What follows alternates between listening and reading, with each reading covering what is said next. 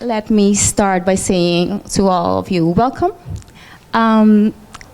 This is the first seminar, the Caribbean Journalism Seminar, and before I start, I'm going to explain a little bit myself. I want to introduce myself. My name is Melissa Stumper. I am a journalist, I am an editor, and a podcaster. My beats are urban arts and culture, health, climate, the environment, corruption cases, and the Dutch Kingdom affairs. I have a degree in English language and culture, as well as a master's in linguistics, but I specialized in media editing and translation. But most people here on Aruba know me as a journalist for the newspaper Amigo Aruba. I used to be the editor-in-chief there. In 2021, I became a freelancer, and now I freelance for international and regional media outlets. Some of them are Antilliaans Dagblad, Caribisch Netwerk, AW Magazine. Most people on Aruba know it at Elsevier, as well as U.S. World News and World News Report, and the podcast This American Life. So I am one of the founding members of Red Arubiano de Prensa Profesional. This is an Aruban association for professional journalists. Together with me, I have two other founding members, my colleagues over here, Andreina Murillo and Yorleni Audibert. I am the president of this association, Andreina Murillo is the secretary, and Yorleni Audibert is the treasurer. And the reason we wanted to actually present ourselves is because we want to tell you about our new, recently founded association. We are a non-profit organization, and we want to dedicate ourselves to encourage the free practice of journalism and stimulate high standards of ethical behavior. We'd like to inspire and educate not only current journalists, but also future journalists through professional development. And we also protect the fundamental rights, guarantees of freedom of speech and freedom of press through our advocacy efforts. The great thing about our association is the fact that for the first time, we know that there has been a lot of efforts to organize ourselves in the past. The difference is that our association really focuses on the individual, the journalist. So you don't have to be affiliated to you. If you become a member, it's not a member of a media outlet. It's a personal membership. So we really want to see the journalism and the professionalism in this island actually grow. This is why we thought it's supposed to be by journalists for journalists. And also, what makes it unique is that we are following the ethical guidelines of the Dutch Association of Journalists, the Nederlandse Vereniging voor Journalisten, the NVJ. I would like to pass it now to my colleague. The slides will be in English, but she will talk a little bit about ourselves in Papiamento.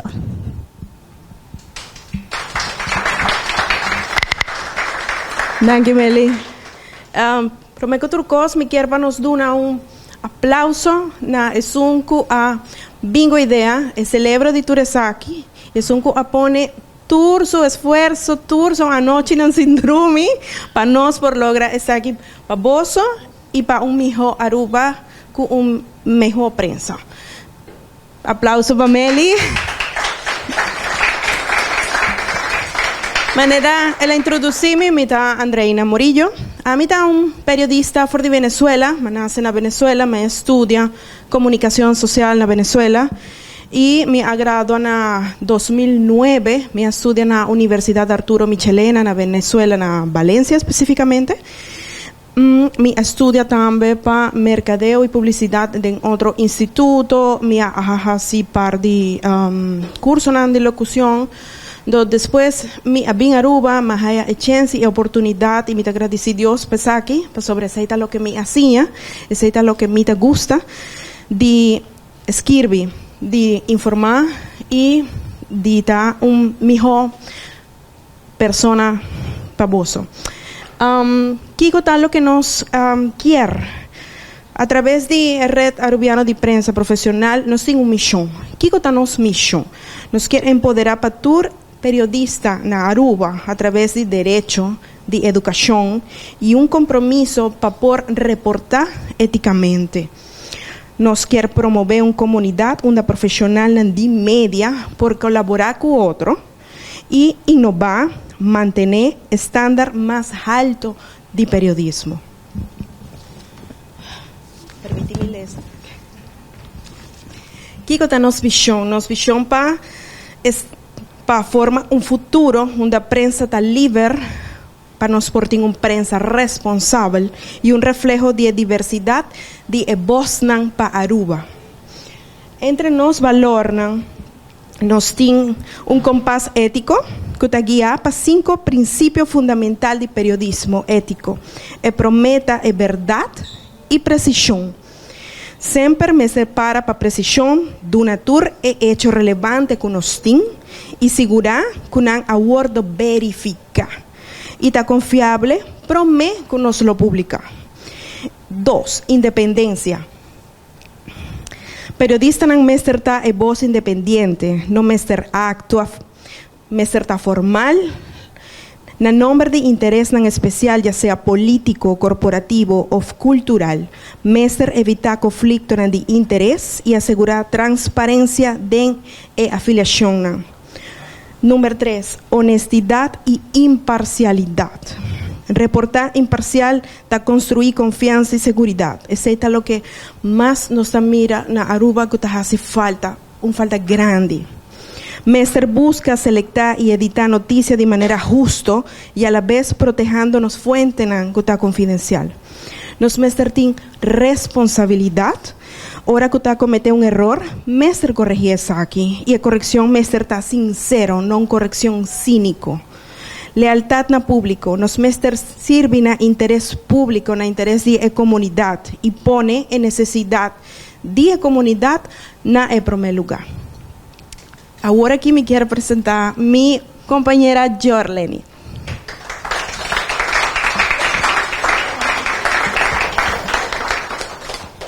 Boa tarde. Me quero agradecer você por estar presente hoje tarde, que não cercana conosco, lançando o projeto Investigative aqui de RAPP. Ok, quem a mitad, são que não conhecemos, a mitad de Costa Rica, mas estudia, mesmo com a Andreina, mas estudia comunicação social na Costa Rica, mas gradua na 1997, mas estudia periodismo, mas também tem especialidade em publicidade. Na ano 2002, eu emigrei a Aruba e foi de tempo aí, mais ou menos de 21 anos passados, casualmente, se man aqui me cumpri 21 anos trabalhando na diário como editor. E isso aí para mim estava tão escola. Para escola para Kiko, para además de forma como periodista, de empapeamento, para mim switch de um idioma para outro, ele ajuda a mi hobby para chegar no momento na aqui que nós está lançando RAPP. Como por visa, me tem uma trajetória na Aruba. Ok? Sim. RAPP. RAPP abordo fundar, vamos nós começamos a reunir na janeiro 2024. Nós estava de maneira um coletivo, nós estávamos em coletivo, um grupo de gente que estava tendo interesse para trazer um projeto assim na Aruba. Aqui queremos, quando está tendo intenção de buscar de maneira como nós por profissionalizar o grêmio. Professora, já minha colega Namita quer explicar, verdade, que falta hobbies aí na Aruba, tem jovem que atualmente não por queda na Aruba, pues não dice, sí, me gusta periodismo, me gusta comunicação, pero não tem na Aruba. Então, agora, de nos metas de futuro também para vir com um projeto assim, que nos por chegar, vir com colaboração com a universidade, por exemplo, para profissionalizar joven nanki nang mes. Nos no está en una universidad ni nada así, ¿no? Pero por tin algo así en el futuro. Y foral é parte busca maneira para vir com o projeto na maneira de papiamento, não? Isso é muito importante. Como nós for melhorar nossa maneira de escrever papiamento. Ok? Que tem benefício na de estar membro de RAPP? Nós temos algum benefício que da maneira elevar e desenvolver personalmente, socialmente, foral, profissionalmente e individual, verdade? No ramo de periodismo, no terreno de periodismo. Crea conexão, pastora. Também nós trabalhamos de maneira não tem coesão de grêmio. Então nós queremos trazer essa parte aí, não? Sei de feld de periodismo. Então nós queremos dar também oportunidade, não? Por exemplo, de trazer workshops, assim seminário na maneira aqui, duna ferramenta necessário na pessoa na que estava trabalhando em periodismo na Aruba, ou que quer vir a parte do grêmio de periodismo na Aruba também. E, foral, inspirar, encorajar e contribuir no crescimento personal e profissional. Não? Se algum de vocês está interessado em vir a membro, por mandar-nos e-mail. Nós temos e-mail, rap.aruba@gmail.com. Nós temos canal de YouTube também, RAPP Aruba. Nós está riva LinkedIn, Red Arubiano, de Prensa Profesional. E ainda vocês não por mandar-nos qualquer informação, pergunta, dúvida que vocês não têm, então nós está disponível para vocês. Muchas gracias.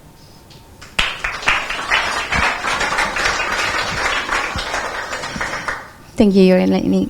Next up, we're going to have our first speaker.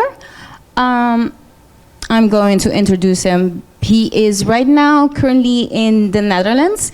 His name is Luis Anibal Villegas. Most of you who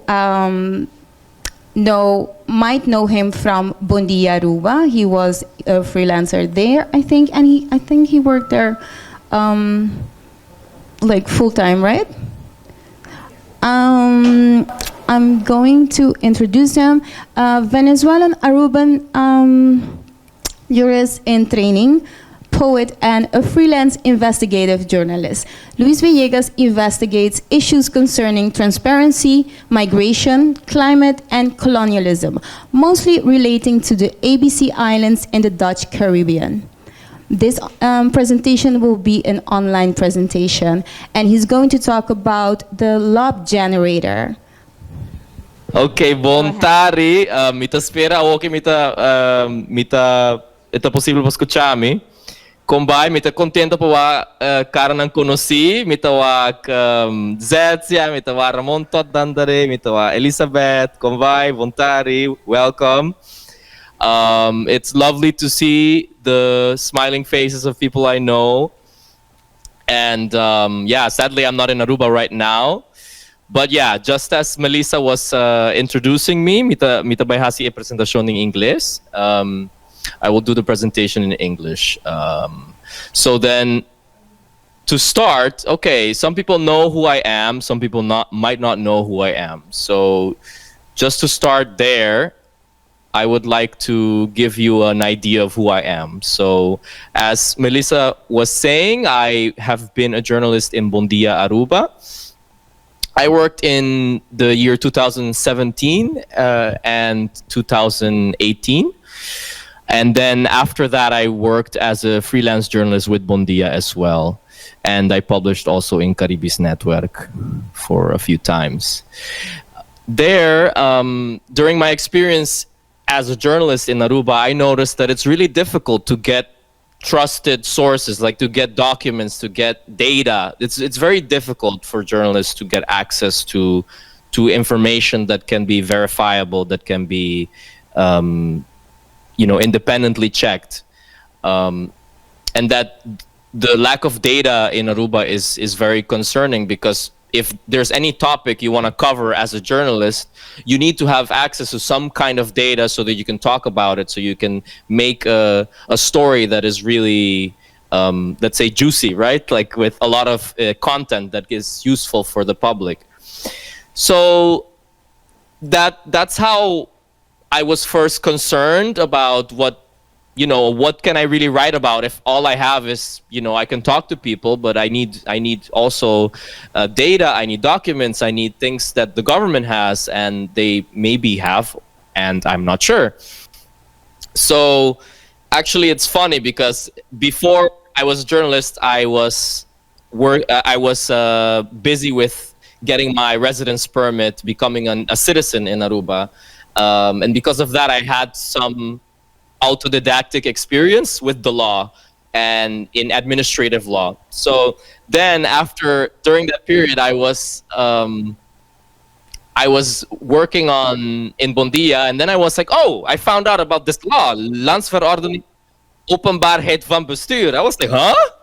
What is this? It's like, what? How come I didn't know about this? It's a law for how the government needs to be transparent, how they need to publish what they're doing, what their beleid is, what their policy is. So then that was my first contact with it, just finding out, like crawling on the government website. And so then that became a very interesting place for me because of my experience as a foreigner fighting to become a citizen, which is a procedure against the government. And then as a journalist, you also have to do with the government in the sense of when you want to receive documents from them. So I started doing my first requests, freedom of information requests. And I just noticed that the government is not really doing much with it. They don't answer. The law, it says all kinds of things about how they need to answer on time. They need to give you the documents within 3 weeks. You need to get an adequate response, let's say. So because I couldn't get anything, I was starting to think, okay, I need to go to court. I need to do this whole thing. And I did go to court a few times and I did win a few times, but still I noticed it seems like the government isn't very aware or doesn't really care much. There could be, you could interpret it in different ways. So then one of the things that I asked for was I was asking for the communication between the Prime Minister, Evelyn Wever Cruz, and the developers or the representatives of the developers of the Secrets Hotel. Because I noticed when I was covering that topic in Aruba, I noticed that it was like the government really was speeding things up. Like everything needs to go fast, permits, everything, go fast. We need to make sure that we get this hotel. So, and then back then there were protests of the neighborhood, were organizations also, nature organizations at the time, that didn't really agree with there coming a hotel in Cerro Colorado, which is where the Secrets Hotel is now being built. So then when I was here in the Netherlands, I started getting more knowledge about this law, the transparency law, because the law that Aruba has and the law that Curaçao also has and the rest of the islands is based on the Dutch law. So then here I read more about the law, and I could see what are the requirements, more specific, like when the government says that we don't have anything about your topic, they actually need to say, where did you look? Who looked for it? When did you look? In which archive? Which search terms did you use? It's crazy that they need to go so specific, because otherwise it's not possible for the judge to control what the work that the government did if they did really look for the documents that you asked for. So then I found out about that stuff, and then I started requesting these documents from Secret Hotel. I asked for the emails between the Ministry of General Affairs and the Ministry of Infrastructure and the developers, Three Rivers, is that's the name of the company, Three Rivers Real Estate. And I never really got an answer. And currently now I'm at the court, and I got a very good judge that was very critical with them, which because they first came with an answer like, no, we don't have anything. And I was saying like, okay, but how is it possible you don't have anything? If I asked for communicate emails that Otmar Duber had with these people, that Evelyn had. So it's not just the minister now. I also asked for the previous minister's communication with them. And the judge was really very good. The judge from Curaçao, he was very, grabbing them like, so is this really the truth? Is this what it is? Are you really going to say this answer? Because then I'm going to write it down, and then, we might not be able to come back from that. So that's still ongoing, unfortunately. So I don't have any documents to show you.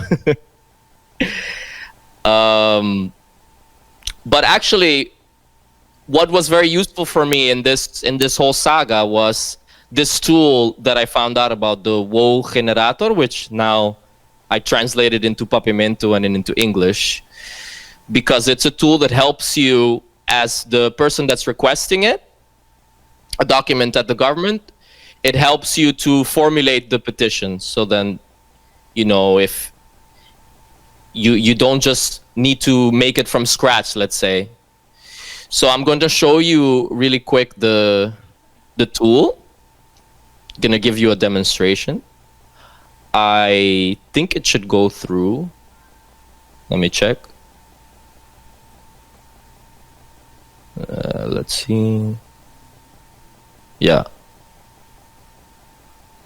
Okay. I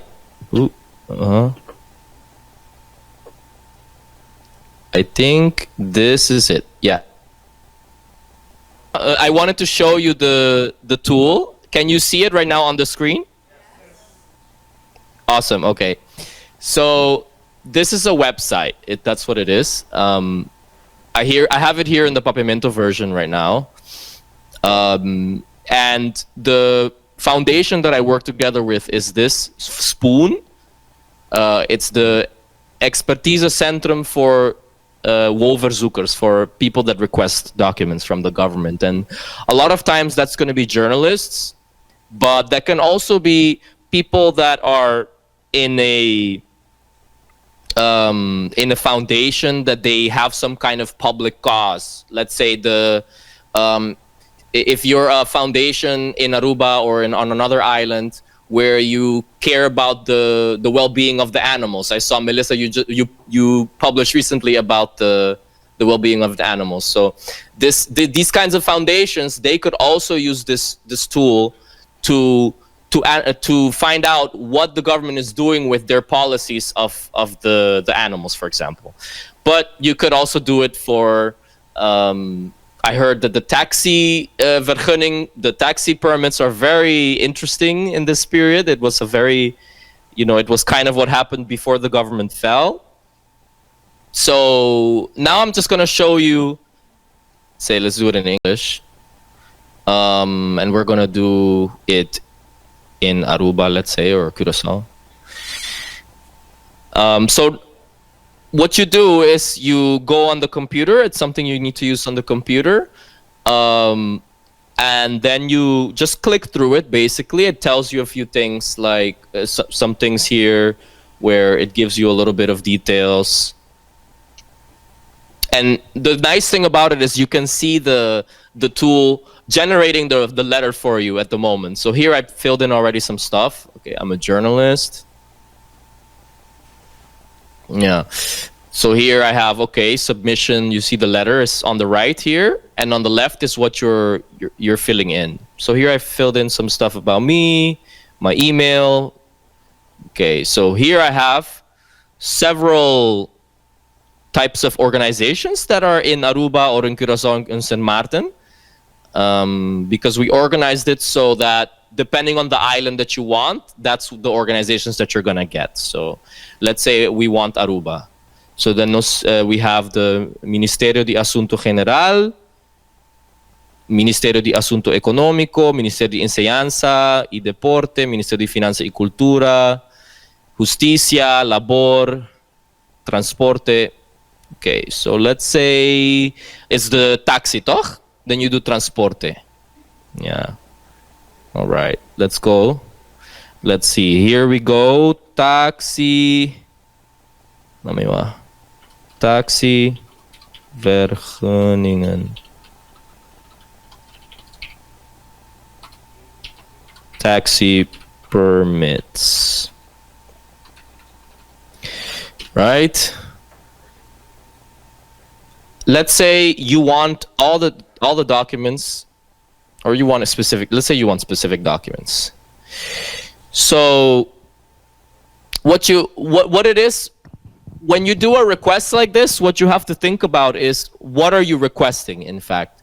Because you could request the permits themselves. Let's say you ask for all of the permits that were given in the past year. So, or in the past 2 years, let's say. That's something you could do. However, you could also request more things, because you could request not only the permits, but also for example, the advice that they gave on each permit. Or the correspondence, for example, like emails about a specific permit. Yeah, so you could do within the government agency. You could even ask for WhatsApp messages, which is an interesting thing. You could ask for the WhatsApp messages of a minister, for example. That's also possible with this law. So yeah, so let's say I want the internal correspondence and interview reports, the advices, right, about the taxi permits. You have a few extra options. These I'm just going to leave out. Yeah, reason for sure. They need to give a reason. And you want digital documents. You don't want to get like copies. So then this is the letter it makes for you, and you can also adjust it afterwards. So here you save it as a doc file. Let's see. And then you have a file. It's literally just this. And then you can also edit it in your doc. So that's a little bit the tool that we developed. Well, actually, it's Spoon that developed it, and I just translated it into Papimento in English. So I wanted to also interact a little bit with you all and see what is it. Is there any? Do you think there's anything specific that we're missing information on? Let's do a brainstorm session. Ting coisas que você tá pensa que tá faltando, nós não tem suficiente informação over the qualquer coisa.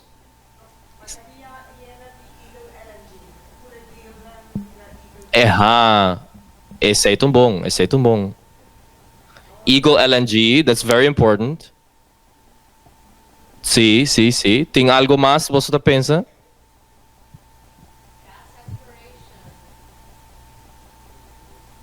Yeah. Exploration de gas, the gas exploration, yeah. That was something that happened a while ago, no? Are they still doing that?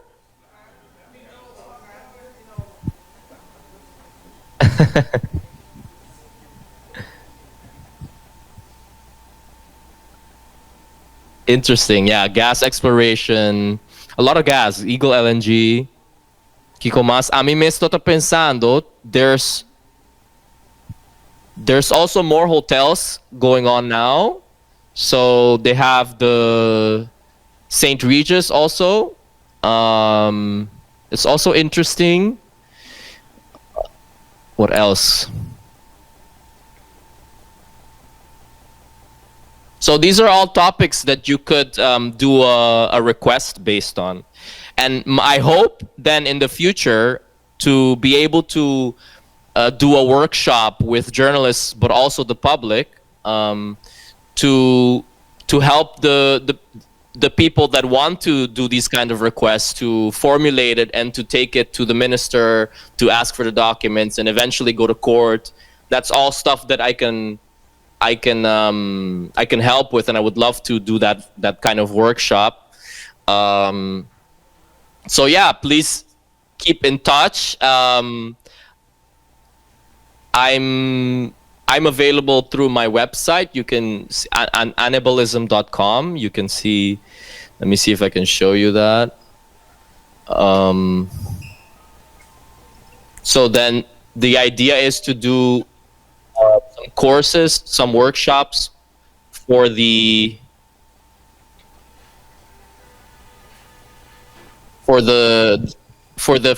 freedom of information aspect.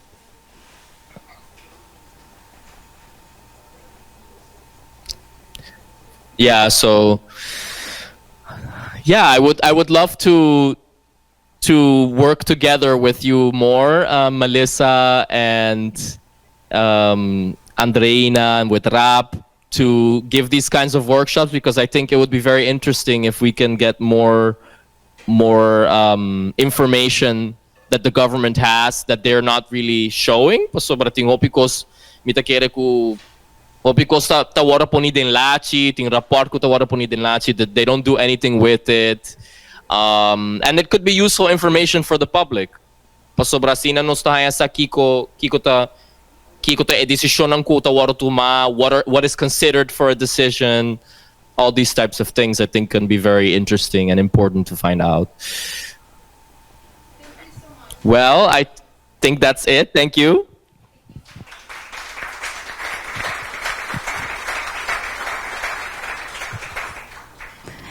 Thank you so much, Luis. I'm just going to leave this on. I'm going to go further with our presentation. Maybe you can listen in if you want. Thank you so much for your presentation. It was very insightful. And we're definitely going to be working with you, because we really need more information, more public information, and more transparency on the island. Thank you so much.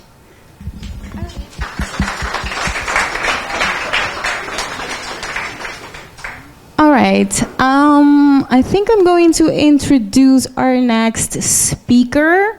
He is not right now here, but I think I can take this moment to thank you guys for being here. I can see a lot of people that I know and a lot of people that I don't know as colleagues, so I'm very happy to see that. I hope to see you guys more frequently. I hope we have more gatherings so we can actually discuss ideas and how we can really build a more professional sector. And I see that my speaker is just back. I'm going to introduce him. His name is Marlon Kock. He has a master's degree in computer science and has undertaken a multi-phased journey throughout his 20-plus year career in IT, spanning both the public and private sectors. He is an user experience expert, a former lecturer at the University of Aruba, and a speaker on topics of innovation, user-centered design, and more recently, the practical uses of AI in business. He currently leads the IT projects and architecture team at Aruba Bank. His approach to AI integration is pragmatic. He aims to guide companies through the hype by distilling complex concepts into actionable insights, while also providing a forward-looking perspective on the AI landscape to address challenges up ahead. Please welcome Marlon Kock.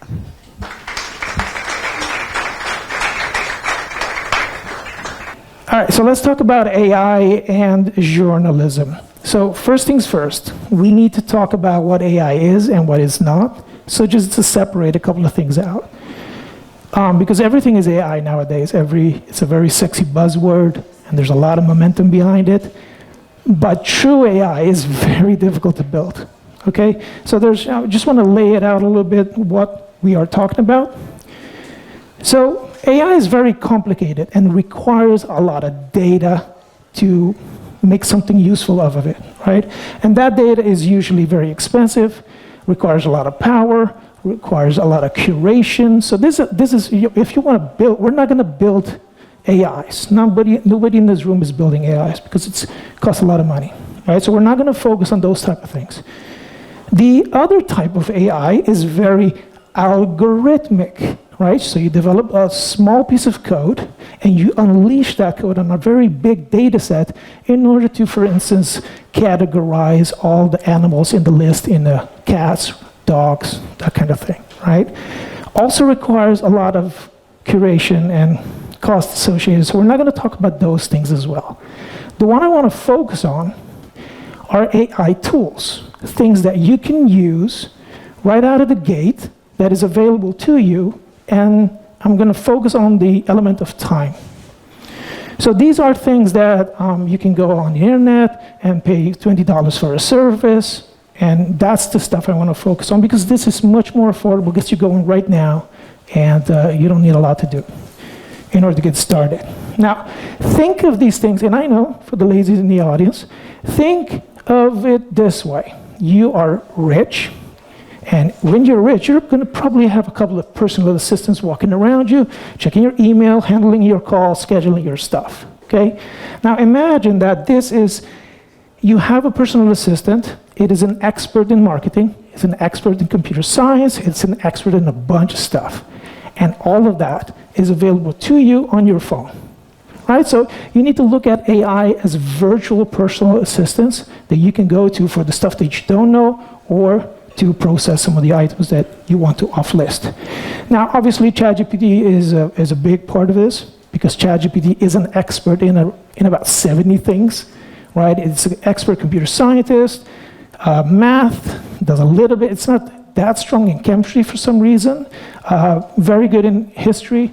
So it does like 70 things very expert level, another 50 things high to medium, and it struggles with chemistry and a couple other things that still needs to be involved. But this is a large language model, a lot of data has gone through it, so it's definitely the type of things that very useful. Now, this is a big one.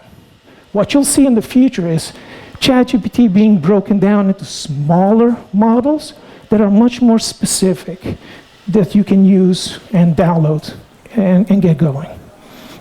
Now, this is where you need to give me some rope. I'm just gonna the process of journalism involves a series of steps in order to produce an article, okay? Now, give me some rope on these items. I just broke it down in a way that I understand it. Part of it is just gathering the angle, what you want to write, and then the actual writing. But then, this is where I want to focus on later in the presentation. Now, obviously, you could use AI in different, let me rephrase that. You can use AI to support the process at various stages in writing an article, right? What is interesting is, okay, which one of these processes do we think requires the most time that you could offload safely?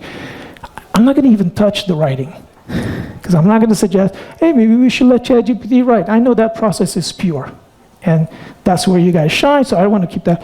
But think of it as using AI for the work around the work, okay? So for instance, I don't hire people every day, but when I do, I have to perhaps formulate a job description. Job description is one of those things that it takes a long time to do, and you don't do it often. But when you do it, it's like an hour or an hour and a half of your life. So nowadays, I just go to ChatGPT. I need a guy or a girl, anything, that does this, that does that, blah, blah, blah, so many years experience, affinity to these type of programs. Give me an offset, and they would draft it, and that's probably the one. Tweak it a little bit, and I'm done in 5 minutes. So it's not for my actual work, but it's for the work around my work, and it saves me time. So that's the angle I want to focus on primarily. Saving you time, increasing productivity. Anything that you can offload to an AI, let's try that. And the idea is that if you can increase the amount of deliverables, you can do more deliverables per month. Theoretically, right? So that's the focus. I want to focus on using AI for the purpose of saving you time in rudimentary actions. So in fact, what I'm proposing is building time machines, places you can go to save time because you have an AI taking care of that. It's the same way If you were rich, you wouldn't be checking your emails. You would have a personal assistant. Just give me the summary of what is important. Take a look at all my emails. Give me a summary of my action points for this week. Well, that is not a person. That is now a computer program. And it saves you time, right? So the element of time is very important. But there is one other crucial perspective that I want to inject into this conversation. So essentially, I'm bridging AI and something else that I think is important. So let's trim the process down to these essentials. You're gathering, you're writing, you're dressing it up, and now you're publishing. Somebody's going to have to read it. You can produce a Pulitzer Prize-winning article, but you still have to interface with your audience, right? So at some point, somebody's going to read it. So there's an intersection when these two crowds meet, you and your audience. And at that point, I want to talk a little bit about what it takes to create that alignment. And that is UX, that is user experience design. Now, what is that? In technology products, this is the reason why an iPhone is well designed. This is why you use Amazon. Nobody in this room has ever gone to Amazon because it's a beautiful website to look at. No, you go because you can get your stuff done, it's efficient, it's user-friendly. User experience design is the mechanism in which we produce user-friendly products. This can be digital, this can be a remote control, this can be even the doors of this building. You would be amazed how badly designed doors are everywhere. Like this door right here has a handle both on the outside and the inside. But the scharnier only goes one way. So why is there a handle on both sides? There should be a push plate on one side, and there should be a handle on the side that you pull. This is something that they pay attention to in hospitals because you don't have time to, oh shit, this door doesn't open this way, let me try it this way. You don't have time to do that in a hospital, but you do allow that here. But the funny thing about doors is you walk through 20 doors. By the time you wake up, and by the time you get to your office, you've walked through 20 doors, and all of them different design, and how many you have to count how many times you do this. Oh, it's not pull, it's push. Oh, it's not push, it's pull. Doors are wildly bad design. So user experience is tailoring, paying attention to how products align to users. Now, there's a good reason for this in product design, in the stuff that we build, technically, because if you get it wrong, it has to go back and rework, and that costs a lot of money, right? So for instance, in banking, the online banking is completely designed from the user, working our way backwards to the technicals. So when we design a feature, the first thing we do is start sketching. What does this feature look like? How are people going to use it? Where are the buttons going to be located? I test a sketch, and if that sketch works and you understand where you are and you can accomplish a task, then I start building it. Why? Well, it's simple, because if it's easier to erase a line on a piece of paper and have you look at it again, than build the thing and then sledgehammer through it. The costs are just wildly expensive. Plus, this is not Field of Dreams, Kevin Costner film. This is not if you build it, they will come.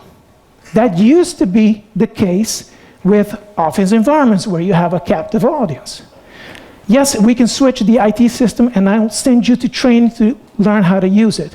That works if you have a captive audience. It doesn't work when you're developing products online, because you don't have time to train 60,000 people at a time.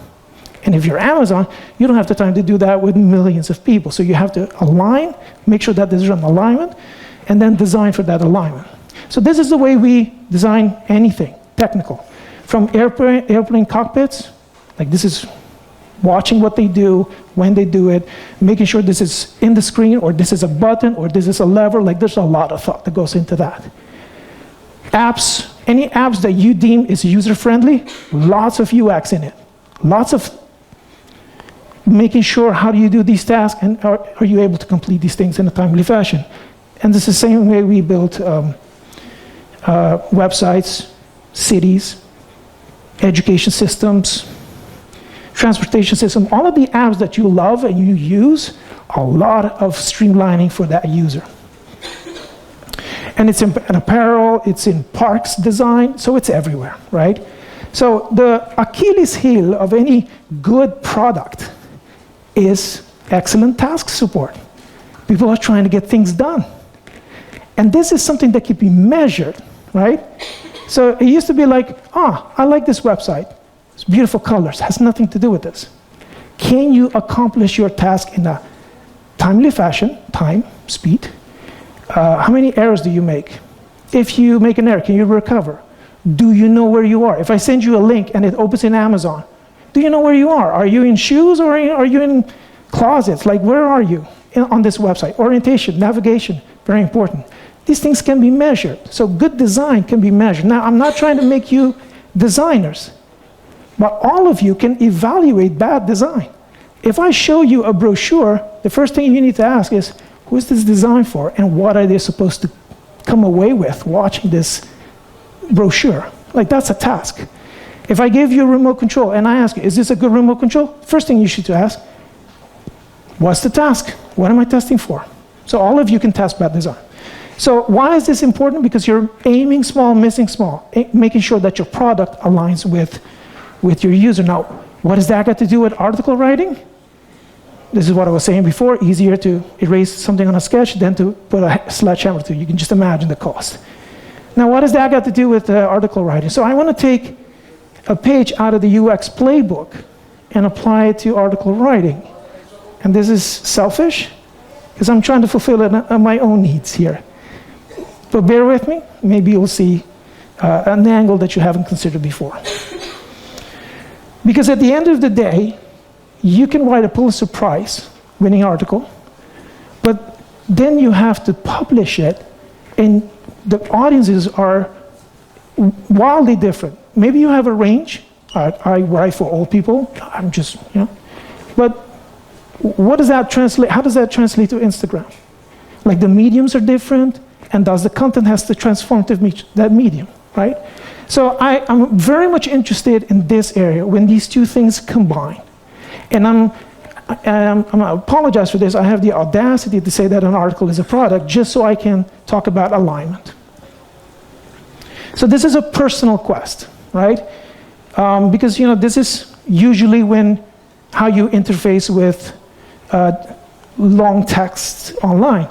This is Washington Post, very long text, like 4 pages worth of text with ads in between for some reason, so I have to jump over the ads to read. This is great for readers, but if you're not a reader, you kind of need some help. New Yorker, also very lengthy text. What is the audience here? The audience are readers. You're not going to grab non-readers or people who are very visually inclined, especially if you're used to seeing reels all day. This is a very laborious effort, right? So very respectable places. Well, I'm not sure about the New York, but Washington Post, I think we can all agree. Very standard layout for the product that is being used. Opening image and then swaths of text. Can we make that better? Is the question. So this is where I would like some help. You see this thing? I'm not sure if you guys are familiar with it. This is a portfolio. It's a Courant from Colombia. Now, what do I love this thing for a specific reason. The standard way to present published information is title, a little bit of text, and then read page 7. Then another title, a little bit of text, read page 28. Now, you're assuming that that is a strong enough hook for me to go to that page. Portfolio does it differently. Portfolio uses a lot of infographics, charts, as an additional hook. Now, why is this particularly interesting to me? Because if I'm reading a Courant, I would skip the accidents, I would skip the obituary stuff. I have a certain interest. It's like windows shopping. If I'm walking in the main street and I'm going to Mario Sports Shop, I'm going to pass a bunch of stores. Now, if some of them pay attention to how they arrange their windows, they might just hook me in. So, whoa, what is this? This wasn't on my agenda, but it pulled me in. This is the same behavior I notice for myself when I'm going through 24 Horas, you skip a bunch of stuff, you're just scanning for the stuff that you're interested with. If I'm reading this, and I pay like $30 for this thing, so you would think I'm going to read everything. I don't. I have a specific set of articles in it, and I'm going to browse through the rest. Portfolio kind of helps you in that. It starts with the chart. If you're just browsing, I'm not interested in this topic per se, but it's like driving by and watching billboards. You're just collecting information. And that information might just entice me enough to wait. What is this going on here with milk prices or something? I don't even understand these words. I haven't paid attention to this. But I'm just saying, I like this. And it speaks to a wider audience than just people who want to read. This is a very standard, but pay attention to this particular picture. Somebody had to go and find this stock photo that matches with the content of the page. This is important, and I'll come back to that. This one is a particular interesting one for me, because I have no interest in this. I was just browsing. But then I noticed, this is about Copa Airlines. And this quote here, they kind of like fish out the quote of, the gist of the article, and they write in and say, hey, Colombia crecemos 20%. So, wow, I'm just passing through, and this pops up to me. That's interesting. This is Copa? 20% growth? Wow. And then I'm looking at what is infographic style teasers for the actual article. And I'm just passing through, and I can see they fly to 85 destinations, move around like 70 million people, have 102 planes. I thought this was a smaller operation, and 378 flights per day. I know a little bit more about Copa that I wasn't planned on learning, just because they presented a mix of visuals and text. And I'm kind of both, personally. I can do technical work, but I'm also, when I explain stuff, I'm drawing all the time, because it helps me, right? So I kind of need that. That's a personal need, but I would imagine if you write articles this way, if you use, what is this about? Let me just take the kernzin and put it right here. Let me do some charts. It would speak to a wider audience, and not only the people who are readers. And if you arrange your information this way, you're not only creating a better alignment with the public, but you're widening that base. Because now my son is passing through, and so, hey, what is this about? And we could talk about it. This could also be the basis for social media posts, where people don't read, they watch, and especially a reel is just something that flicks by in a few seconds. So this is what I'm trying to get at. I'm trying to connect. Before I talk about AI tools, I want to frame that from a perspective of, okay, what are we talking about? So there's a lot of AI tools to choose from, but I want to focus that effort in items that will save us time and align us better with the UX. And that's not the writing. That is the work around the writing.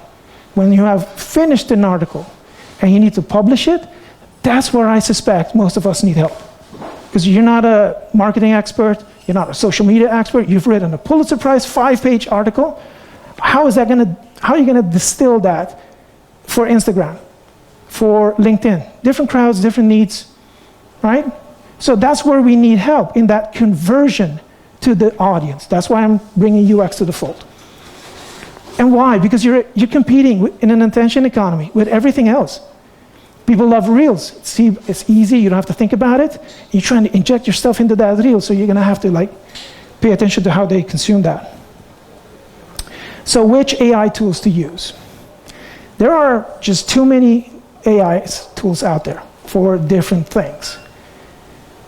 But the ones that I'm interested in, for the purpose of this conversation, not again the writing, I don't think you need any help there, that's a pure process, but maybe with the gathering, the transcription I hear is a pain in the ass.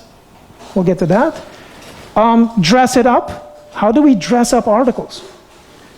And then publishing.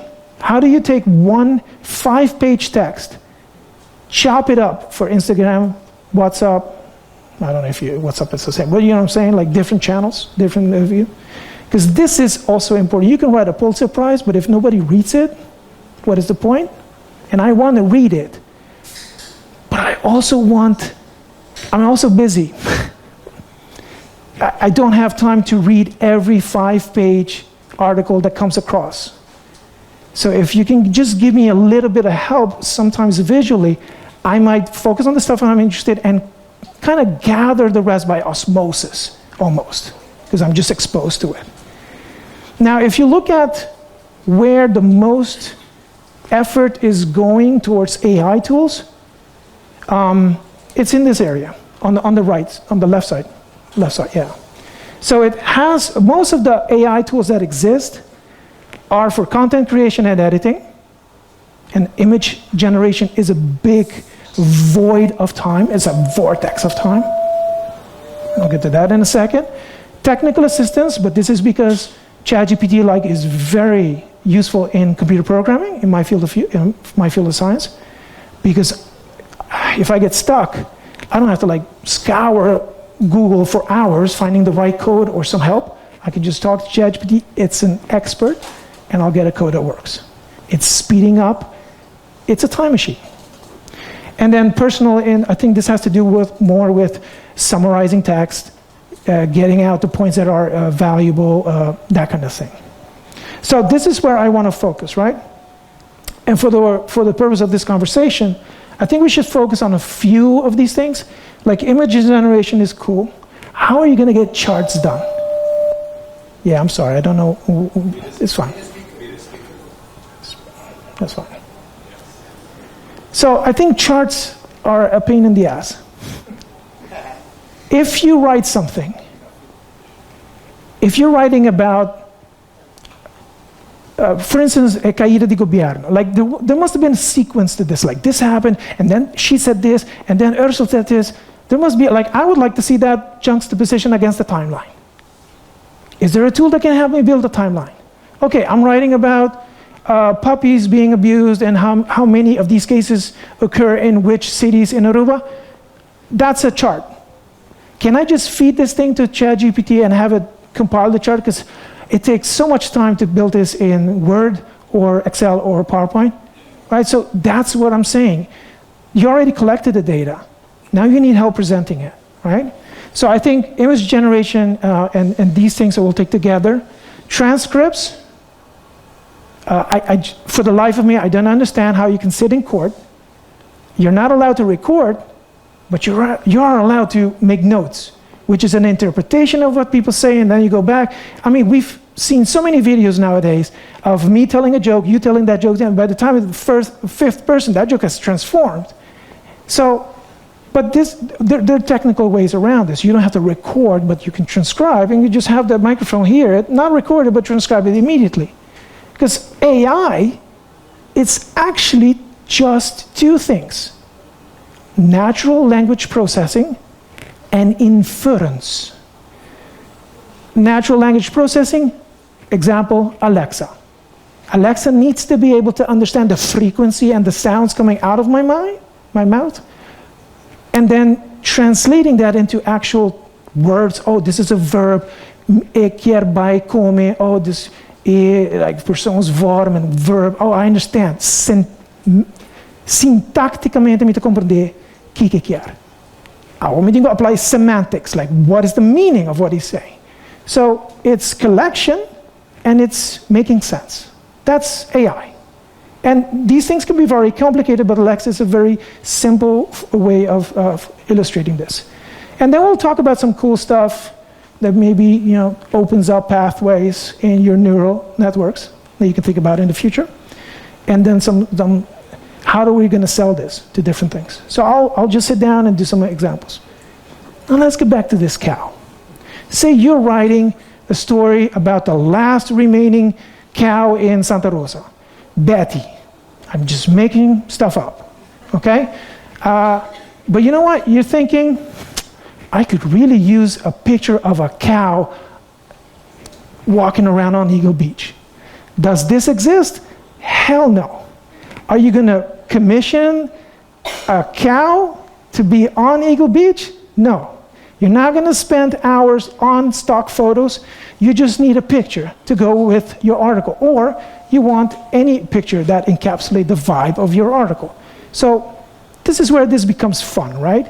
Now, you guys are familiar with, you're definitely familiar with ChatGPT. Copilot is the new kid on the block. This is Microsoft. So we need a picture of Betty, for lack of better words. Now, I can go to ChatGPT, and ChatGPT 4.0 is substantially better than any ChatGPT before. I mean, it's getting scarily good.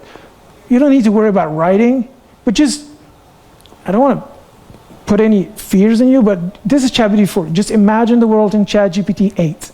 This is a different ballgame, all right? I'll get to that at the end. But for this purpose, I can just sit down here. And my ChatGPT is quite busy because I have a bunch of plugins. So yours is going to be much simpler. Plus, I have the Plus version, which is like $20 per month, and it gets you to where you need to go. But just for the sake of argument, I'm going to ask ChatGPT to generate a picture of a cow on the beach in Aruba. It's going to try to do, and I'm going to cancel this one. And it's going to provide me with something. Now, the same action, and because this is a conversational language model, I can say, okay, try this, and do slippers, and turn it pink, like all kinds of stuff. Now, this is not Aruba. Now, ChatGPT, I don't particularly like ChatGPT's image generator because it's using DALL-E, which I think it sucks. But that's just me. But again, if you're doing something on the fly, anything will help, right? And again, I'm showing you tools that you can use today. Another one, Copilot, if every Windows PC comes with Edge browser, which is their own built-in, and Edge, if I go to a homepage of this, you can see this button right here, and I'm hoping nothing inappropriate pops up. I don't use this, so anything is going to be super randomly generated. But do you see this Copilot right here? That is Microsoft's ChatGPT, okay? And the good thing about Copilot, it's conversation as well. So I can, I'm lazy, so I'm just going to copy-paste what I just wrote for the sake of time as well. It's going to be right here. Oh.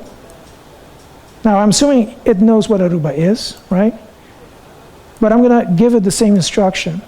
And it's going to do its best. It's going to generate. I'll try to create that, is what it says. And again, you can regressively try to improve on this. And you can add some palm trees. You can do it in a sunset, turn it pink or surprise, like all kinds of crazy stuff. Still not Aruba, I feel. So the one that I use for professional grade images is Midjourney. And obviously, I can send you guys all of this up. Again, these things are like $10 per month, $20 per month. I mean, it's considering the time saving that you're getting, well worth it, right? So back to this one. Now, Midjourney requires a little bit of handling because it doesn't present itself easy, and it's like a chat, and you're just asking the image generator to do your opdracht, but you're just watching what everybody else is doing, right? So again, here, and there's a specific way you need to talk to it, imagine, because you can like blend and you can upload 2 pictures, you can do a bunch of stuff. But I'm just going to keep it simple, do image, and then put the same stuff in it, and then it's going to queue me up. And the cool thing about this is you can see what everybody else is generating. And you can go crazy with the descriptions as well, right? I want this with a Nikon lens, a 50, whatever. You specify it, it will go to work. So as it's doing that, just as a mental, this is Midjourney's front page. Now bear in mind, these things don't exist in any stock library on the planet.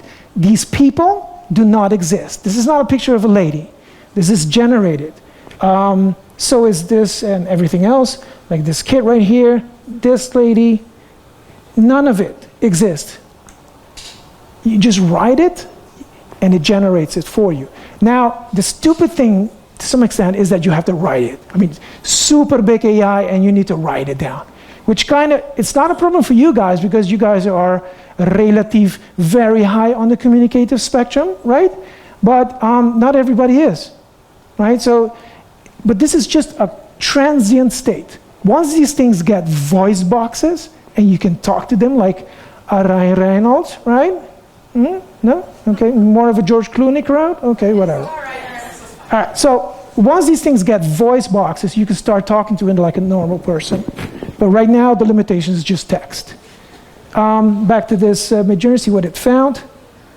Much more like it. Now, I can't, this one's cool. So I can do high resolution of that one, and that's it. Took me 10 seconds to generate my custom vision of what I want for the article that I'm writing. So as an example, I have one of Melissa's articles, and I just cleaned it out. Now this is an example of what I was saying before. This is, you produce this. This is an excellent article, by the way. We're just gonna add some visuals to it, right? Yes, yeah. So the first thing I need is, I need a nice header image, because this is gonna go online. And it's about dogs, and it's about, you know, we'll skip to what it's about, because, you know. You didn't like my picture? I did. But also, no. I wanted to be super polite, but then also honest. Doesn't go well. No, I think we can improve that. And I just wanted to use it as an example of how quickly we can create the visuals associated with these things. Now again, I wrote it up, or she wrote it up. She's going to need a custom picture. Now, because I use Midjourney as a default for high resolution, I already kind of, because I prepare for these things, obviously, I went in and I wrote, generate an image of an oil painting of a dog surviving abuse. I don't know why I did that, but it's contextual. And is now living with a loving family. Nobody has this. It took me 10 seconds to generate this, or actually the AI.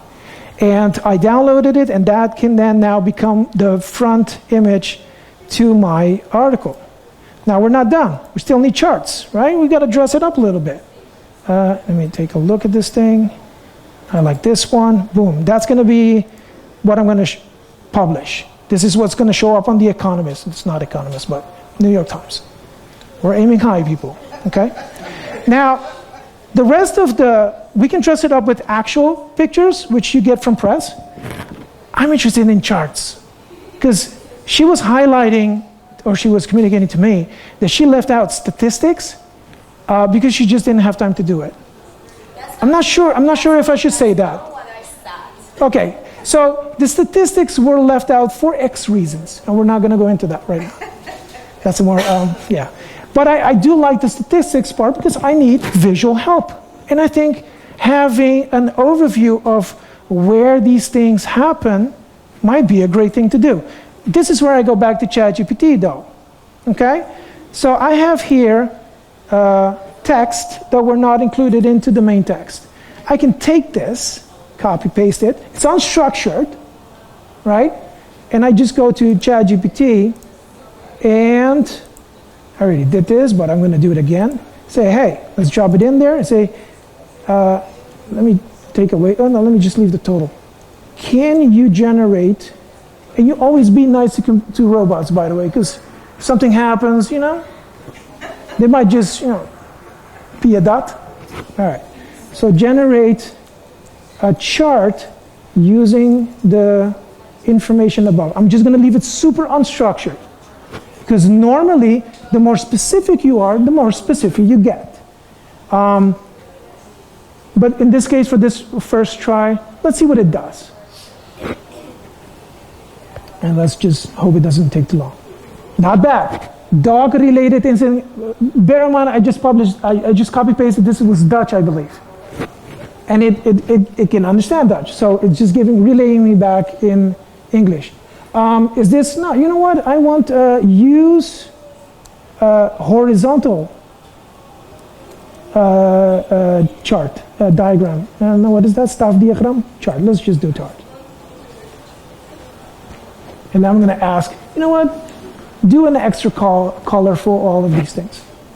All right. I didn't have to do this in Word or Excel. God forbid Excel, right?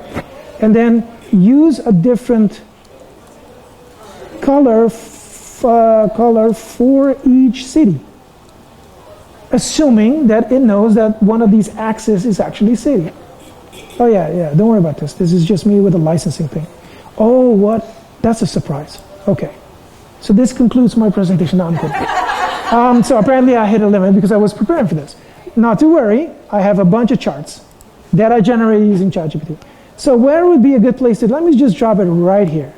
Okay, because I downloaded it, and it's all on my drive. And I'll just have to go here in the Melissa folder, and there's like 2 of them. Boom, now I have a chart. What was the total elapsed time? I think we were busy a minute. How much time do you think it would take you to do this in Excel or Word or whatever? Right? Time machines. So not to do the work of writing and the research and the angles. You don't need ChatGPT, that comes from the inside. But for the production assistance, definitely AI tools. It will speed you up. You will sleep earlier at night, I hope, right? And that's the important. And why stop at charts? Maybe you can just go infographics. Or you can ask it, you know what, the chart that I just gave you, make it into a face of a dog, like do crazy stuff. And ChatGPT will do different design rounds, and you can choose something that is cool. How am I doing with time?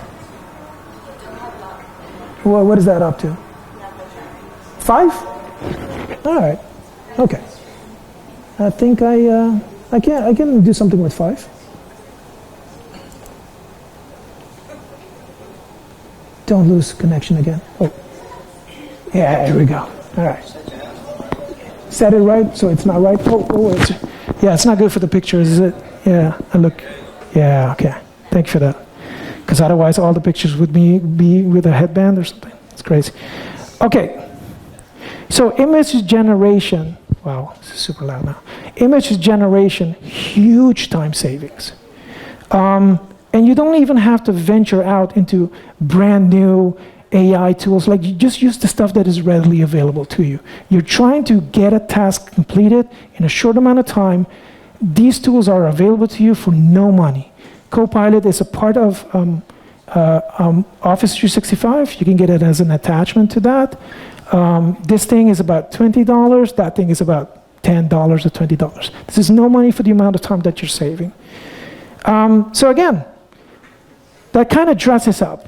You're using AI to dress up your articles, right? What else can we do? How about transcriptions?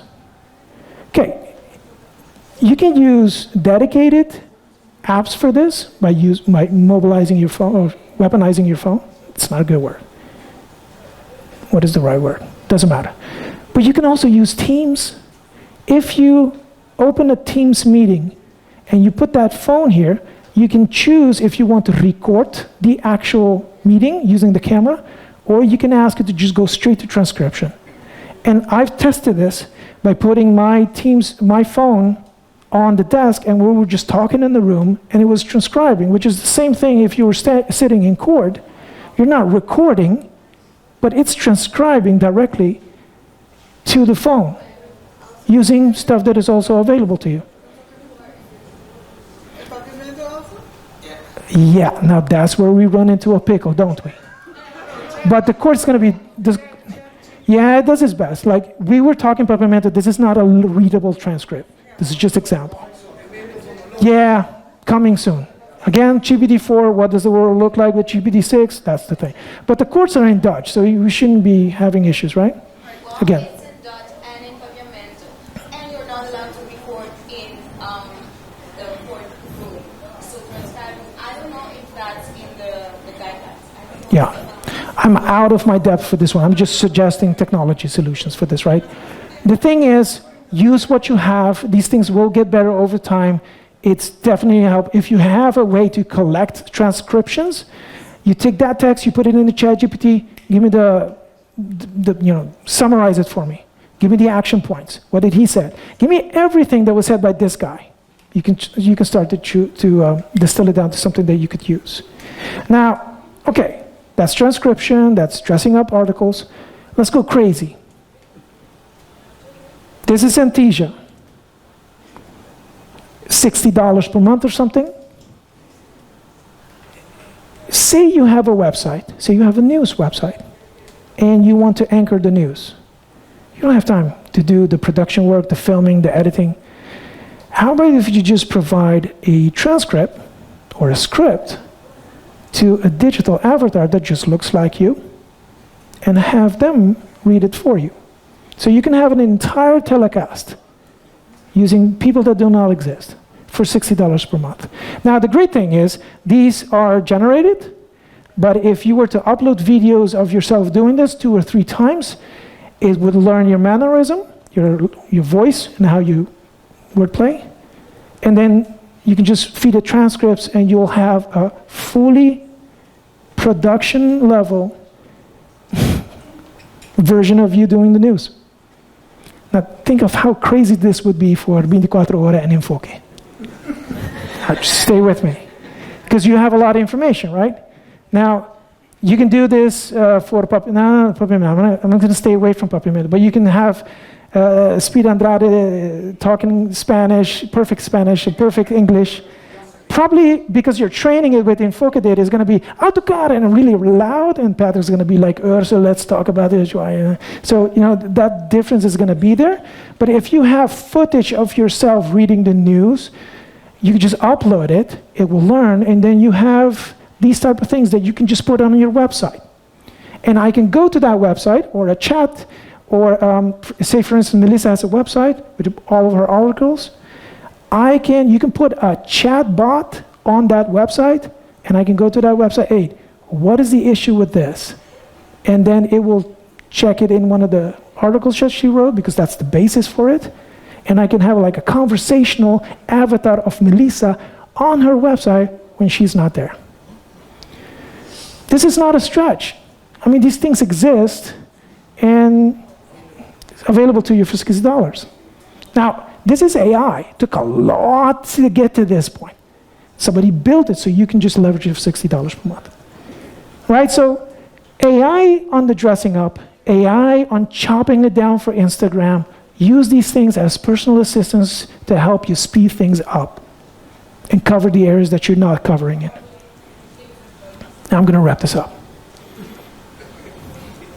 So in my previous life, just to give you an indication of time, in my previous life, I was a web developer. I used to build websites, right? Somebody would come to me and say, hey, I have an idea for this website. And it would take me about a week or 2 weeks to distill that, what they have in their minds, to something that I can show them. Is this what you had in mind? Like, is this the look and feel of the website? And I think, for instance, if somebody's coming to me, you know what, I do pottery, small pottery for cactus, and my whole business is going to be selling custom pottery that I make myself, and it's going to be cool. Where on earth am I going to find stock photos of small pottery that you can put a cactus in it? Right? It's going to take me hours. So if somebody comes to me with a website design or an idea for a website, I'm going to have to design it from scratch. It takes me about 2 weeks before I can get it. Is that what you have in mind? And we go back and forth. With Midjourney, I can sit down in 1 hour at Starbucks, say, let's talk about this. And let's have him, I call it a him, but it can be her, generate these web design examples for me. Because where am I going to find examples for this particular niche product that you want to sell? Total elapsed time? 2 days tops. Of something that would take me 2 weeks to do, and I haven't even built a website yet. So ideation, the process of generating ideas, incredibly speed performance gains, task performance gains. So don't venture too far out in the landscape of AI tools. Stay within Microsoft. Copilot is built into PowerPoint, into Excel, into Word. You need a PowerPoint presentation about a specific topic, 5 pages. You open PowerPoint. There's the logo of Copilot. Say, hey, Copilot, I need a 5-page presentation on this topic. Choose the topic. And it will generate it for you in 2 seconds. You can edit it. You can even say, I don't like that picture. Put a different picture on slide 5. It will do that again. You'll go back and forth, just like you have a personal assistant doing this for you. Incredible time games. Wrapping this up. So what does this future ask for you? Not particularly for you, because you guys are very highly communicative. Other people struggle with this. Like, for instance, my wife, and I joke about this all the time, we would be sitting in the house, and she was like, hey, can you get the thing in the kitchen for me? So what thing? There's like 75 things in the kitchen. Can you be specific? The thing on the fridge, okay, now you reduce it to 25 things. Can you be more specific? See, I'm a programmer. I need specifics. And she's not. So she's like, I need to be able to read her mind or something, right? So you cannot talk to that way to ChatGPT, because you will get vague information. But the more specific you are, the better the results. But the cheese has moved, for those of you who read the book. ChatGPT is a different game. The needle has been moved forward.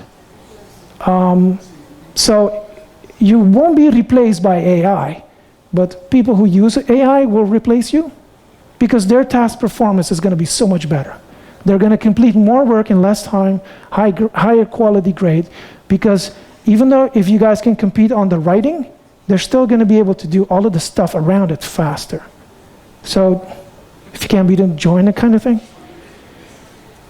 And that's it. That's basically it. In a nutshell, let me just write this. Okay.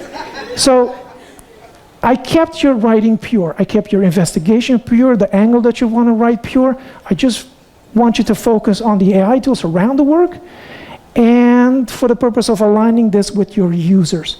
So not only you service that audience, your base audience, better, but you also expand on people that you haven't been able to capture before. And it's a combination of AI tools to speed up your project or your performance, but it's also UX, a little bit knowledge of what makes product user-friendly. That's it. That's all I have.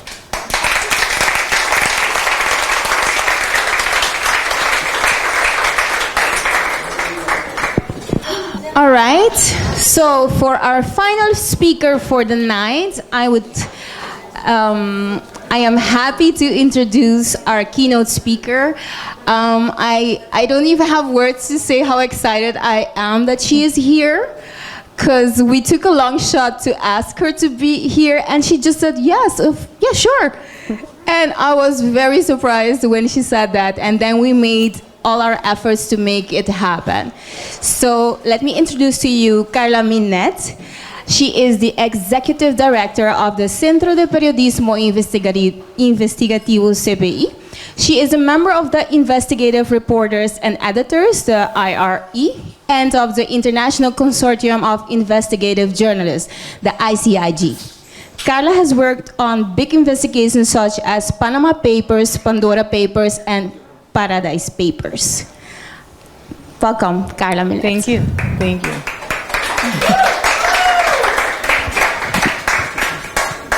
So, good night, everyone. I am very happy that you were able to get your wine before I started,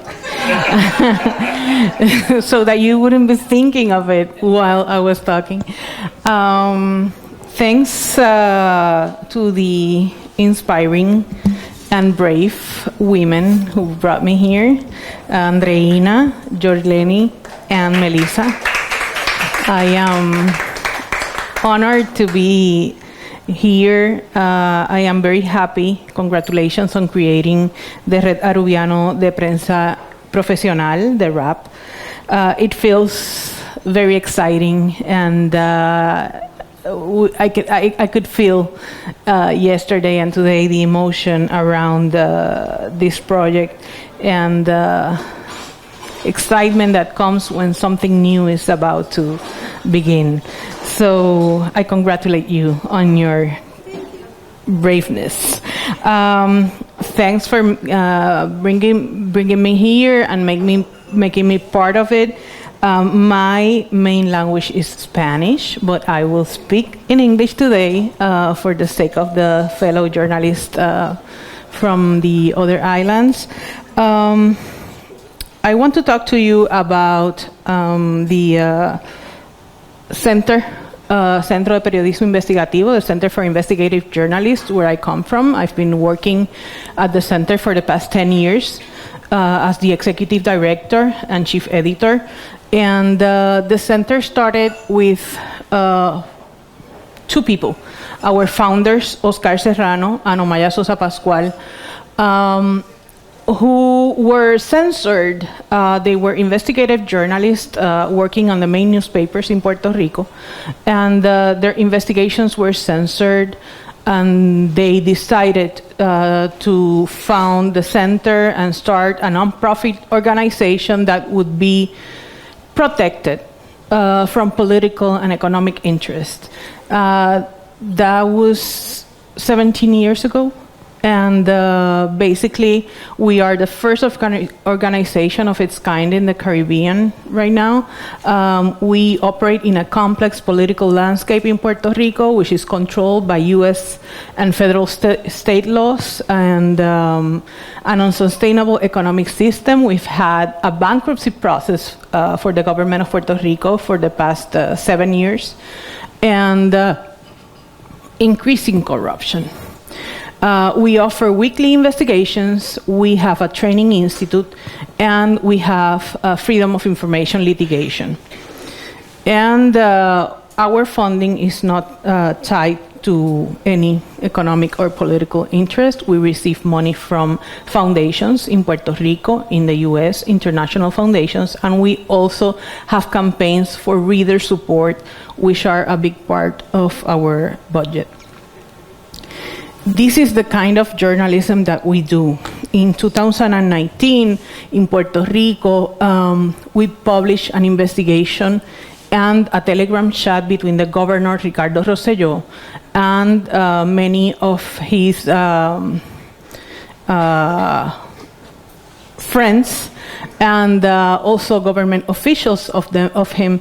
And it showed corruption, it showed abuse of power. It showed basically how they despise Puerto Ricans, how they talk about women, how they were doing political work during their work hours. And people were enraged by this publication, and protest increased in a way in which he had to resign in August 2019. So we had been working on investigations around him when we met the source of this Telegram chat, and we were able to get it. Some other media were publishing small pieces of the chat, but we negotiated with the source that if we didn't have it completely, we wouldn't do anything. We wouldn't publish a piece of the chat. We were able to get it. It was 889 pages, and it was published at 2 a.m. in the morning once we had our investigation ready, and it was spread everywhere, and it had these consequences. Another big investigations that we published were those after Hurricane Maria and Irma in Puerto Rico. We published a story a week after the hurricane explaining that the amount of death that the government was officially recognizing, which was 12 people, was not accurate, that there were thousands of other people that died because of the hurricane, not because of the wind or the flooding, but because of the lack of electricity, because of no people could rescue them at their homes, especially elder people. And we started documenting a process in which we were able to show that more than 500 people had died because of the hurricane, just as a sample of the problem that was happening and the government was not working on solving. by a year after Hurricane Maria, we published our whole investigation in collaboration with Associated Press and Quartz, and it became like a huge problem for the government. They had to acknowledge the death of these people. They had to pay for a study made by George Washington University and Harvard University to identify the accurate number of people that were deceased. This was a protest of the people in front of the capital of Puerto Rico because they were so enraged and so humiliated by the way in which the government was handling this issue that they took the shoes of their deceased ones to the capital. Another big investigation we published, this was a previous investigation before Hurricane Maria came, is about the coal ash in Puerto Rico and how it's contaminating communities. Not only in Puerto Rico, but also in the Dominican Republic, where at some point this coal ash was taken. Part of the impact of those stories was that the community organized. They did a lot of advocacy to end this problem. There was legislation that was passed to eliminate coal ash in that area. They did like, how you call, desobediencia civil, civic disobedience. They did a lot of education for years. This photo, I like it a lot because it's an example of one of the infographics of our stories that were used in classrooms and in protests to communicate the effects of coal ash in the health of the people. So that's basically the kind of journalism that we do. In probably the past 8 years, CPI has been working regionally, not only in Puerto Rico. This is an example of a story and investigation we did as part of ICIJ's Panama Papers, in which we work with Dominican journalist Alicia, and she did the investigation with Omaya Sosa Pascualo, one of our journalists and co-founder. They did the story together.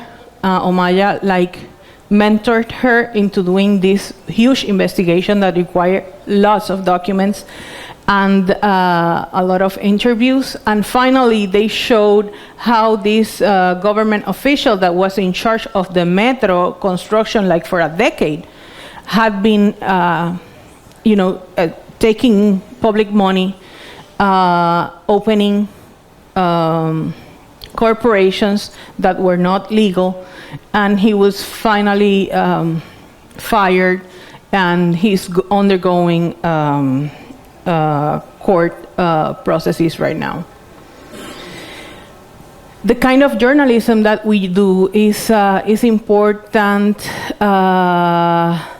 survives because it's part of a network, a huge network of people who co-publish our investigations. These are just some of our local partners in Puerto Rico: Metro Newspaper, Revista Todas, 5 Millas, 80 Grados, Cyber News, which is like a news agency, Telemundo Puerto Rico, La Perla del Sur, which is a regional newspaper, El Boricua, which is a website, News is My Business, Radio Isla, Diario Libre in Dominican Republic, Periódico Claridad, Latino Rebels, and the Miami Herald. These are just some of the news outlets that weekly republish our stories or interview our journalists to talk about the findings of those investigations. I think, it's important that that the investigations that we do are mostly focused on systemic changes, problems that that have a deep root into the system, our government, and how people behave.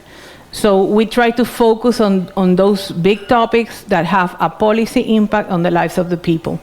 In the spirit of collaboration of CPI, we have worked with all these media outlets and have shared bylines in many investigations. The New York Magazine, more recently Grist, Quartz, Le Nouveliste in Haiti. In these times, the BBI Beacon in the British Virgin Islands, the Philadelphia Inquirer, etc. Ojo Público in Peru, and USA Today, Washington Post, etc. We work on 3 interconnected levels. We have a transparency and litigation program that goes to court. We've been to court more than 40 times to ask for public records, and successfully. We have pro bono representation from the legal clinic at the Inter-American University. This is the only way we are able to do what we do, because if we would have to pay for these lawyers, we wouldn't exist. Some cases have taken years, 2, 3, 4, 5, 6 years. But we've gotten to get the records. We've lost only 1 case of those 40. So far. We have a training institute. We train local journalists. We train journalism students from Puerto Rico, journalists working in every other media in Puerto Rico, like daily media, radio, print, and TV journalists. And we also train Caribbean journalists. We give them reporting grants so they can do their investigations with our mentorship, and we co-publish together. We give them editorial support, we give them legal support, data visualization, which is very important in our stories, videos and photos, and distribution to all the investigations that are awarded with grant reporting grants. And the reason we've been working for so long with Caribbean journalists is because we think that more journalism made by local journalists, Caribbean local journalists, is needed to tell the stories of our region instead of the international or US media coming to tell our stories. So that is a frame of mind that we try to use to work together with our fellow journalists from the Caribbean. This is the first Caribbean meeting that we did back in 2015, el primer encuentro caribeño de periodismo investigativo. We got more than 20 journalists from 18 different countries that time to Puerto Rico, and some reporting grants were awarded that year. Then in 2022, we made the second big event. It was virtual because it was in the middle of COVID.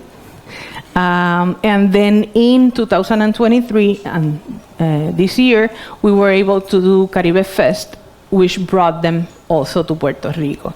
So we've been working with Caribbean journalists for all these years, and these have allowed us to do regional reporting that is very important. We'll see some examples in a bit.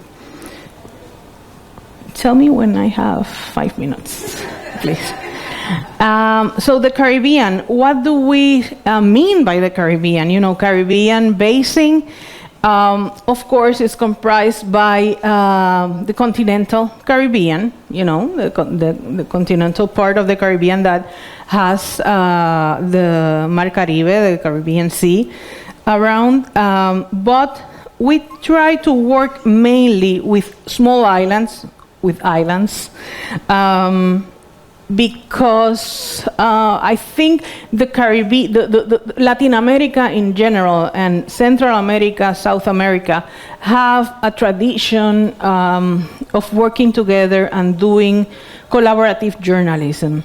But that is not the case in the islands. It's very challenging to do work in the island because of the idiomatic differences, mainly, the political differences, the disconnections that there are between our islands, the lack of understanding and knowledge about each other.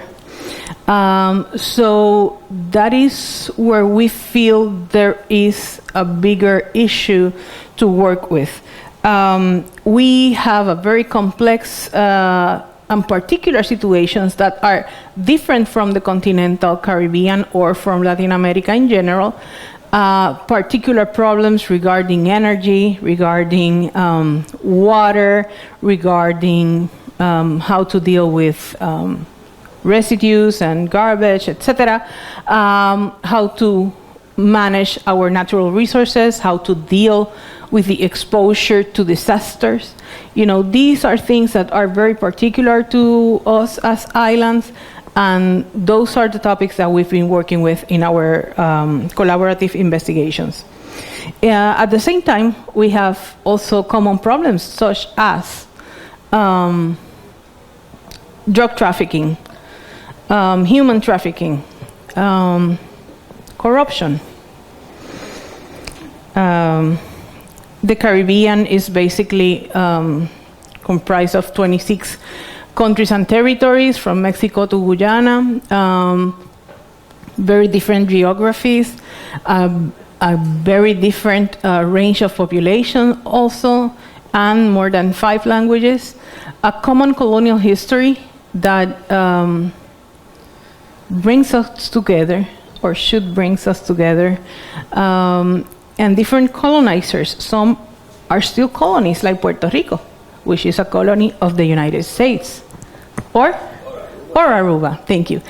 And various political status and systems. Sometimes we just don't understand each other in terms of how government operates and how is that colonial relationship, because they are very different.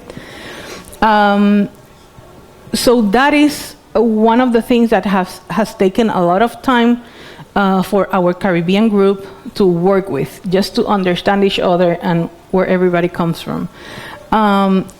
Some common problems and common crooks also. A glimpse of Caribbean journalists as told by our Caribbean fellows. Of course, we have a relatively recent history. There's no tradition of Caribbean journalism. It's not well documented. Few media and very few trained journalists in investigative skills. A big diversity of technological skills also. Lack of formal education in some of the islands, in many of the islands, as a matter of fact. Security risk. You know, when you are working in a small island where in some of them there's only one newspaper, doing investigative journalism gets very messy. In some cases, we have good country-level research or investigations. In some cases, there's a very clear disconnect that is accentuated by language differences and lack of reliable data, databases, data management, and analysis of data.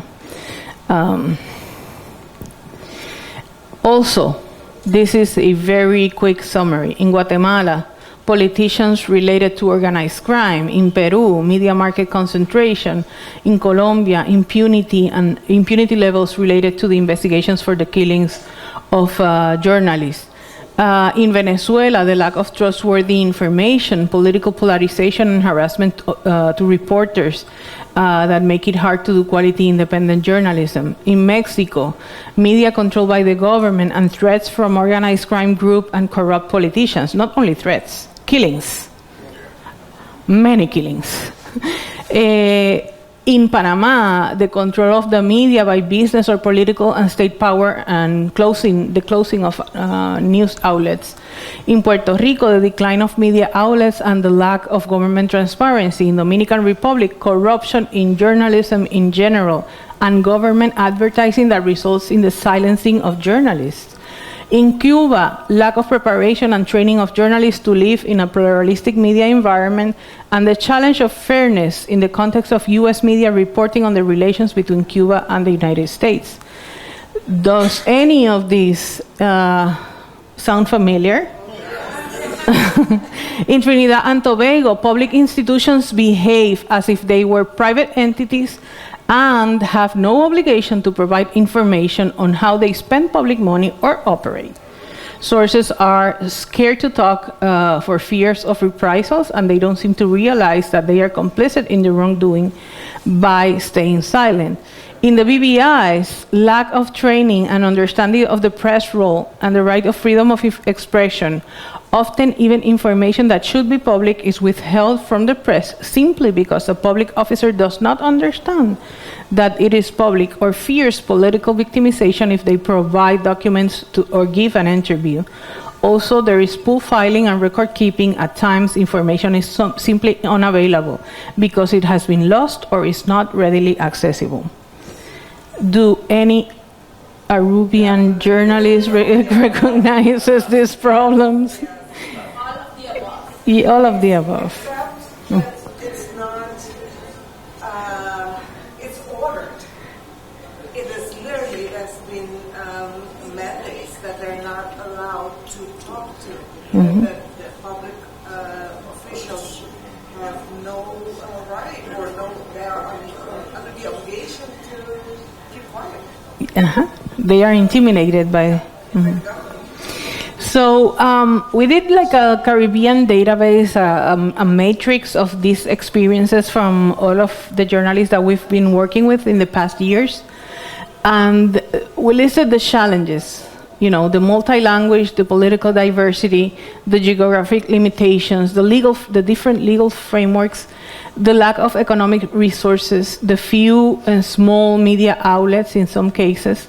I think here is the opposite. Which battery is this?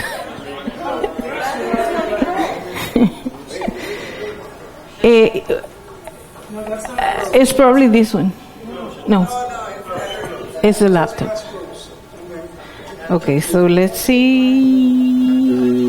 No. So you can just continue there. Just okay. How much time you have? I'll try to be quick. So lack of training, insularism, and disconnect, shady governments that do awful things to journalists, censorship from government and sometimes mainstream media, as I mentioned in Puerto Rico, lawsuits, security concerns, burnouts, and being the subject of fake news. These last ones are like some more like personal consequences of doing investigative journalism, so they are clearly challenges. Opportunities. Multi-language is also an opportunity. Cultural openness in many cases in the Caribbean, you know. We're usually praised for being people who are very open and loving. We have common problems with local and international relevance, as I mentioned, energy and many others. Cross-border stories, we can do cross-border stories in very different, interesting ways. We have the technology. We just have to get to use it. We have new media outlets. You know, all these native digital outlets are an opportunity for us to do more journalism. We have new networks and training opportunities. We also see changing society as an opportunity. This is one of the probably the main reasons why we become journalists. So this is clearly, you know, going to the root of why we are journalists. I see it as an opportunity. We want to make powers accountable. That is a potential that is there, and changing. And when I say is there, it's because we've proved it. I showed you examples. This is not something that is happening in Europe or anywhere else. It's happening in the Caribbean. And changing narratives and public conversation and understanding of issues. When I talk about investigative journalism, what do I talk about? It is the task of revealing issues of interest that have been deliberately concealed by someone in a position of power or accidentally behind a chaotic mass of data and circumstances that hinder understanding. This is an activity that requires the use of public and secret sources or documents, secret or unknown sources or documents. This is the most shared definition of investigative journalism. Is in the Manual for Investigative Journalism from the UNESCO, and it was developed by ProPublica, which is one of the most important investigative journalism outlets. It needs investigative journalism to exist, needs a change of paradigm in terms of how we operate in daily reporting. We have to get out of being the lone wolf who goes for exclusive and scoops, who looks for individual success. My byline is the best thing ever. We used to invest personal resources when we work as a lone wolf. We have local, but usually not big impact. It's really expensive, and we face pressure alone. When we work as a network, collaboratively, we share success. We use open source platforms. We have regional or global impact. We are more efficient because we distribute the cost of doing these stories, and the team is a shield against pressure, against bullying, against government harassment, etc.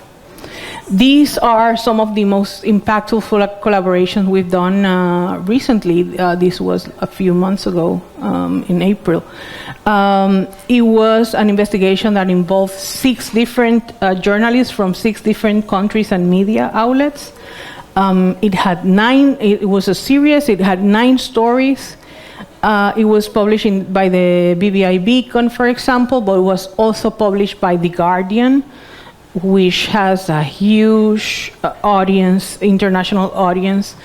And these are the things that we are able to accomplish when we work as a collaborative. This is another example of a story in which we shared the byline with 2 journalists from the Grist, which is an outlet that is dedicated to environmental justice stories. It has a huge audience in the US and internationally. So this story, we worked in this story for 7 months, one of our journalists and 2 of them. It was a 3-piece series, and it's a very important investigation, especially for the community that is being affected by these pollutants in the south of Puerto Rico. Islas a la Deriva, another series that is basically about how there is a common problem of construction in the shorelines in many Caribbean countries, and what that is causing in terms of erosion and in terms of ending with mangroves, and what it means when we face disasters. This is another important collaboration. We did it with the Miami Herald, and it's about policemen in Puerto Rico that have been arrested for domestic violence, but are still working as policemen and have not faced any consequences.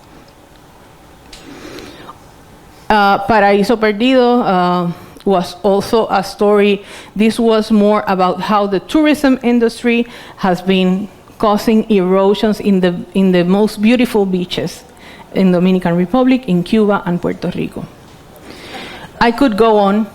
I had some resources that I wanted to show you, but I'll go through them very quickly.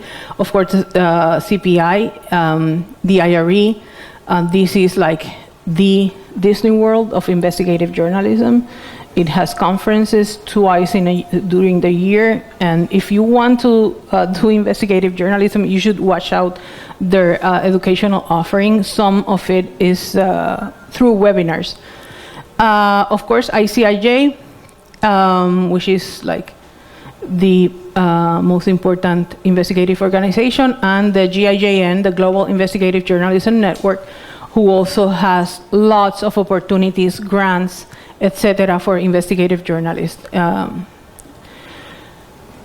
As a final thought, I wanted to say that I think it is urgent that investigative journalists in the region, especially the islands and neo-colonies, start to work together on important stories that can go cross-border, so that the public is better informed about the amplitude and depth of the problems that affect them and can hold the powers accountable. Better informed citizens can take charge of their future and make informed decisions when they vote, and promote progress that leads to better living conditions and a more democratic society. It is also important that investigative journalists in the region work together as network so that they can support each other and work with new media or from these media that are threatened of disappearing, to go to places where it is impossible to be on notice or get another job. This is my contact information. You can write to me, follow CPI's work. Thank you for having me. We'll have Q&A. Do we have time?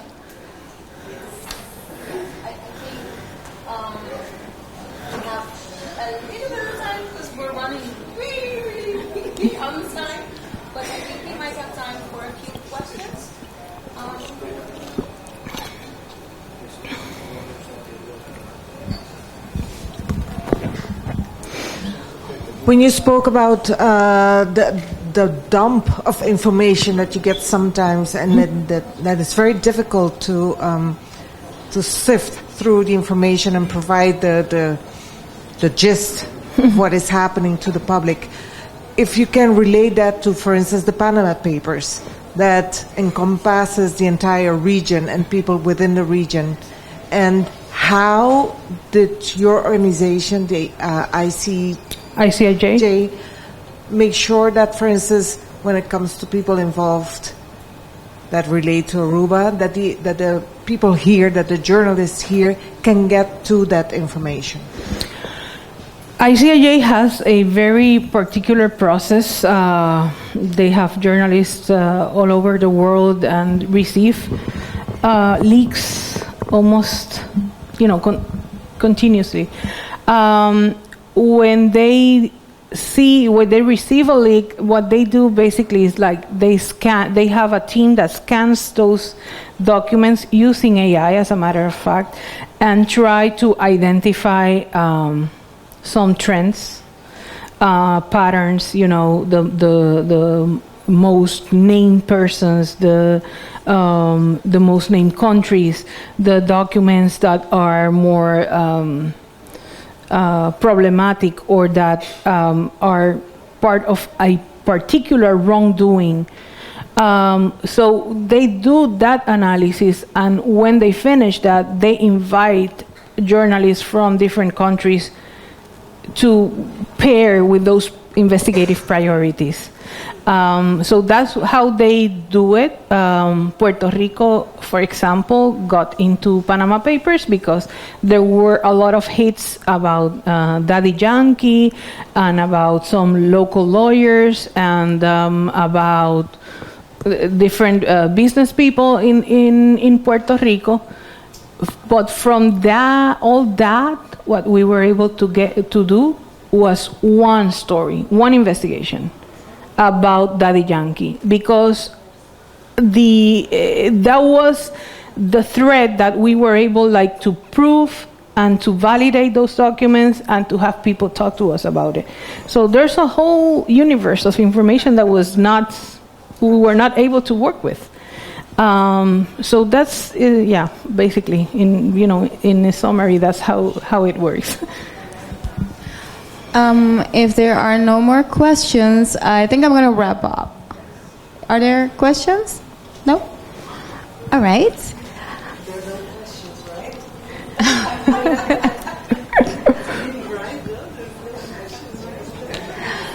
So, We all want to get to our second wine.